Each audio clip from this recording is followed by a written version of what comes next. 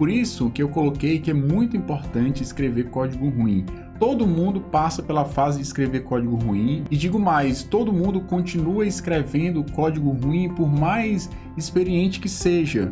Muito provavelmente está faltando você chegar num ponto que você vai colher as consequências de um código ruim. Com mais ou menos 9 anos de idade, estava na véspera de sair de férias com a minha família. Ia vários amigos meus para essa mesma viagem, para uma praia. A gente ia alugar algumas casas, uma perto da outra, nessas casas, e a gente ia passar aí, eu acho que umas 2 semanas na praia. Ia ser muito legal, eu estava muito ansioso por essa viagem. Quando eu falei para minha mãe o seguinte: mãe, aproveitando que eu já estou de férias, eu vou sair para brincar na rua. Eu morava num bairro residencial, muitas casas, a gente brincava muito na rua, tinha um campo de futebol próximo, e a gente gostava muito de brincar. Vou sair para brincar com os meus amigos e volto já. E minha mãe falou assim: meu filho, não saia, já são mais de 7 horas da noite, amanhã a gente vai acordar cedo para viajar, é melhor você ficar em casa, se poupar, se preparar para a viagem e evitar qualquer tipo de imprevisto que possa acontecer. E aí tem aquela famosa praga de mãe, né? Não seria praga, é um aviso de quem quer cuidar do filho. E aí o fato é que eu vou brincar, eu quero brincar com meus amigos e fui brincar. E aí eu fui brincar de esconde-esconde, já era noite, entrei em algum local lá para me esconder. O fato é que tinha uma janela velha no chão, eu tropecei na janela e bati meu joelho na dobradiça, aquelas janelas de madeira antiga, né? Bati o meu joelho na dobradiça e acabou abrindo lá um rasgo no meu joelho que eu precisei, acho que botar 10 pontos, alguma coisa do tipo. E por ser no joelho, bem no meio da dobradiça da perna, eu não conseguia mais dobrar a perna, porque se eu dobrasse iria estourar os pontos. Então eu passei mais ou menos 1 ou 2 semanas com a perna esticada, ou seja, durante todo o período da viagem, eu fui a pessoa que mais fiquei prejudicada, porque eu fiquei sentado olhando meus amigos brincarem, sem poder fazer absolutamente nada. Existe uma outra situação também que é muito comum, é com tomada. Muitas vezes você diz: menino, não mexe na tomada, ou você escutou isso dos seus pais, ou mesmo você fala isso para os filhos, ou para os sobrinhos, ou para os irmãos: ó, não mexe na tomada que é perigoso. E quando leva um choque, aprende a partir do erro, ou seja, comete o erro para aprender. E isso é extremamente comum e é extremamente didático, aprender com os erros. Por isso que eu coloquei que é muito importante escrever código ruim, porque a partir desses códigos, sem dúvida, você vai amadurecer bastante. Eu peguei aqui um trecho desse livro, que é conhecido por muitos. Tem um parágrafo que eu quero ler para vocês, que é um parágrafo muito interessante, que é o seguinte: ó: aprender a criar códigos limpos é uma tarefa árdua e requer mais do que um simples conhecimento dos princípios e padrões.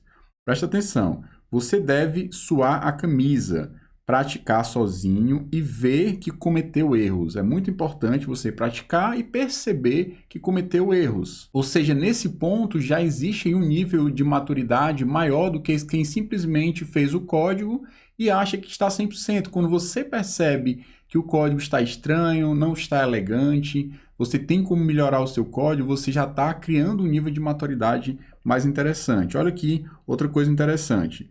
Você deve suar a camisa, repetindo, né? Praticar sozinho e ver que cometeu erros. Assistir a outros praticarem e errarem. Vê-los tropeçar e refazer seus passos. Olha aqui que pesado, ó. Vê-los agonizar para tomar decisões e o preço que pagarão por as terem tomado de maneira errada. Muito interessante, eu acho que essa questão de você tomar decisões e lá na frente você perceber que cometeu um erro, ou seja, foi uma decisão errada, isso está prejudicando o seu projeto, traz um nível de maturidade muito, mas muito grande. Eu me lembro que quando eu comecei a aprender orientação a objeto, eu ficava me questionando: caramba, orientação a objeto tem princípios muito simples de ser entendidos. Você tem herança, eu consigo ver herança no mundo real. Você tem polimorfismo, depois de um tempo eu consegui entender essa questão das múltiplas formas. Você tem um conceito mais genérico que consegue receber implementações mais específicas. Você tem a questão do encapsulamento, eu também consigo entender muito facilmente o encapsulamento no mundo real, ou seja, eu não preciso entender como o motor do carro funciona para usar um carro. Então esse é um exemplo de encapsulamento. mas era muito difícil pegar essas ideias, pegar a ideia de abstração, encapsulamento, polimorfismo e jogar isso dentro de um código.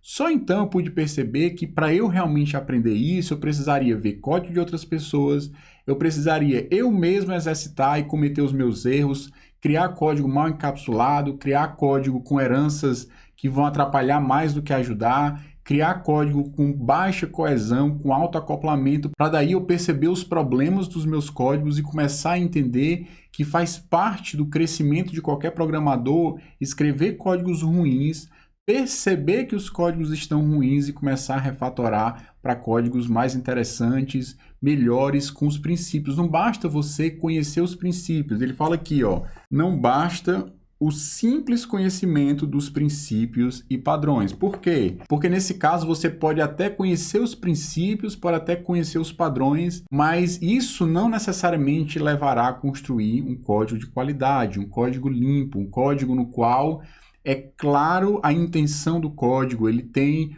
uma simplicidade, ele é um código direto. Isso tudo é fruto de muita dedicação, de muita refatoração, ou seja, você escreve o código uma vez, percebe que não está legal, começa a mexer no código, a trabalhar nesse código como uma obra de arte até que você chegue, como se você estivesse modelando alguma coisa, até que no final você tem uma escultura completa, de tal forma que você olha para essa forma e diz, ah, realmente era isso que eu queria chegar. Então, eu acho que muita gente, às vezes, tem medo de escrever código ruim, ah, não, eu estou fazendo aqui um projeto, rapidamente eu percebo que o meu projeto está com o código desorganizado, está com o código bagunçado e às vezes abandona, não quer criar projetos mais complexos exatamente porque tem esse receio de que o código não vai ficar legal, não sei o suficiente, e é exatamente isso que muitas vezes pode te travar no teu conhecimento. Todo mundo passa pela fase de escrever código ruim, e digo mais, todo mundo continua escrevendo código ruim por mais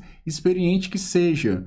O fato da pessoa ser experiente faz com que, uma vez que ela veja um código ruim, ela perceba, não, aqui não está legal, deixa eu refazer esse código para tornar ele um código mais claro, um código mais manutenível, um código mais elegante, um código mais simples e direto, ou seja, um código mais limpo. Então é muito importante que você perceba que esse é um ciclo que não tem fim. O fato de você precisar se preocupar e se importar e ter essa preocupação de sempre olhar o seu código de forma crítica para tornar ele um código melhor é algo constante e é algo que requer um exercício muito frequente da sua parte. Não é simplesmente achar, porque você já tem 10 anos de experiência, que o seu código vai sair naturalmente um código de qualidade. Então, escrever código ruim faz parte, é extremamente normal, como um dos pré-requisitos para você chegar no código de qualidade. Obviamente, se você está escrevendo um tipo de código, um tipo de algoritmo, um tipo de aplicação que você já fez dezenas e dezenas de vezes, é mais natural que você acabe entregando um código de maior qualidade na primeira versão. Mas se você está entrando numa aplicação que tem uma escala, um tamanho novo, que tem desafios diferentes, é extremamente comum que você precise modelar como se estivesse trabalhando com uma massa, e aí você faz uma versão primeiramente disforme, você começa a melhorar, tirar algumas coisas, colocar outras, separar responsabilidades, e aí você vai evoluindo até chegar numa aplicação mais interessante. E uma das coisas que eu quero deixar claro nesse vídeo é que código ruim sempre fará parte da sua vida e você precisa ficar atento, se esforçar para daí você conseguir transformar esse código ruim em um código bom. E com o tempo você vai ter um olho muito mais clínico, com o tempo você vai ter uma capacidade muito mais sensível de perceber eventuais code smells, né, cheiros ruins nos seus códigos, para que você possa transformar um código ruim em um código bom. Mas não esqueça que esse não é um processo direto. Esses dias eu estava discutindo com um colega aqui da Coder, dizendo assim, seria tão legal se a gente tivesse uma ferramenta que pegasse, por exemplo, tu, Léo, digitando no planejamento do código, fazendo lá o projeto, no final você apertasse um botão e automaticamente todo o caminho que eu percorri para escrever o código do zero até aquele momento que eu parei fosse registrado em um planejamento, por exemplo. Aí eu falei, não daria certo, por quê? Porque eu não faço um código saindo do ponto A e indo para um ponto B. Eu faço um código saindo do ponto A e ele vai fazendo uma espiral às vezes eu volto, faz outro espiral, volto um pouquinho, desfaço, mexo mais um pouco, volto, quebro 2 arquivos e transformo em 4, até que no final eu chego no ponto B, ou seja, nunca é um caminho reto do ponto A ao ponto B. Existe a ideia, existe muita refatoração, existem tentativas frustradas, eu vou por um caminho, essa lógica não está legal, volta, tenta fazer de novo, e esse é um processo extremamente natural. Escrever código ruim faz parte do dia a dia. O problema é se você não se importar com o código ruim, e o outro problema é quando você não detecta que tem um código ruim. Muito provavelmente está faltando você chegar num ponto que você vai colher as consequências de um código ruim. No momento que você começa a crescer um projeto e trabalhar em um projeto mais realista, os códigos ruins irão cobrar o seu preço. Ou seja, o nível de produtividade vai cair, você não vai conseguir entregar novas funcionalidades, você vai começar a xingar muito mais, que é até uma brincadeira que ele fala aqui no livro do Código Limpo, né? Assim, a quantidade de xingamentos por minuto diz se o seu código é ruim ou bom. Se tiver poucos xingamentos por minuto, significa que o seu código é bom. Se tiver muito, significa que o seu código é ruim. Então, uma vez que você começa a colher os frutos de um código ruim, você vai perceber exatamente o que é que aquele código ruim está gerando, qual é o problema que aquele código ruim está causando.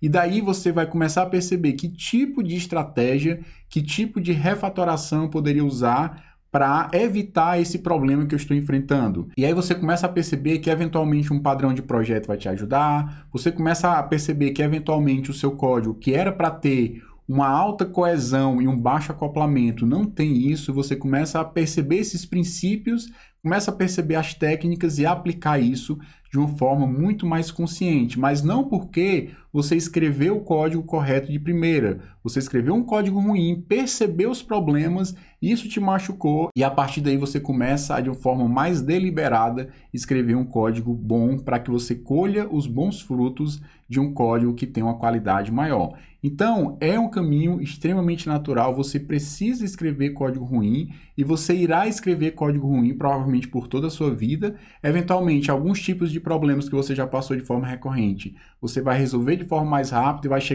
sair do ponto A e chegar no ponto B de uma forma muito mais direta, mas via de regra, quando você vai enfrentar novos desafios, novas tecnologias, novos frameworks, novas aplicações, novos negócios, você vai precisar passar por essa fase de escrever códigos ruins e isso é extremamente natural. Agora, nunca perca a sua sensibilidade de perceber isso e nunca deixe de se importar de pegar um código ruim e transformar para um código bom. É isso, espero que vocês tenham curtido o vídeo, mais um papo aqui do que propriamente conteúdo técnico e até o próximo vídeo no YouTube, compartilha, comenta, fortalece o nosso trabalho e até o próximo vídeo.